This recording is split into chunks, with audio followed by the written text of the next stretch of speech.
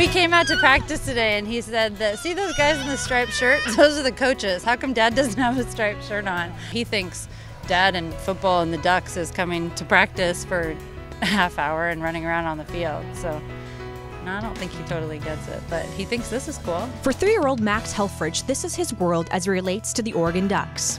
Juice boxes. Max doesn't care about BCS rankings or trying to exploit an opponent's defense. All he cares about are moments like these with his dad, Mark, who happens to be the offensive coordinator of the #1 team in the country. No matter how good or bad practice was, it just gets better at that point. And it's awesome also to be around, you know, not only the staff and as scares him, but now but Max loves him. I mean, loves him, and around the players too. I mean, we have such good guys on this team that you know they're looking for him and always saying something to him, and he's trying to tackle him or whatever. So it's just a great experience for them too. Deep into the Pac-10 season, you can imagine quality time together can be hard to come by for the Helfrich family. And this time of year, no matter where you are, it's tough. We have really for all, you know, all things considered, a great schedule.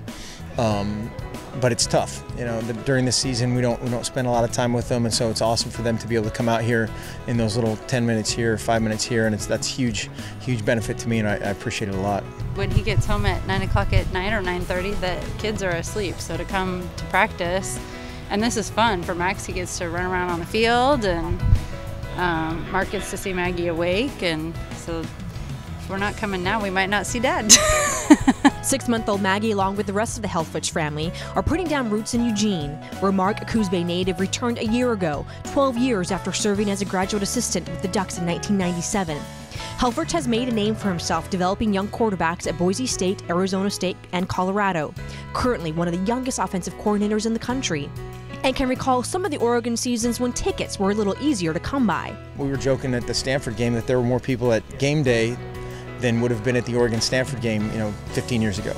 Just the measure and the scope of Oregon football is so different than it's ever been before, and it's neat. And he knows a thing or two about leading the country in offense. Helfrich, in the 1993 season at quarterback for Southern Oregon University, accumulated 3,196 yards of total offense, including 2,712 passing, 23 touchdowns, and 484 rushing, and topped the 400-yard mark in a single game 3 times, leading the nation.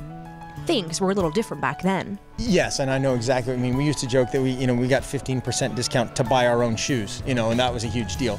I had a great college experience. I wouldn't trade too much for that, yeah. Or trade anything for moments like these.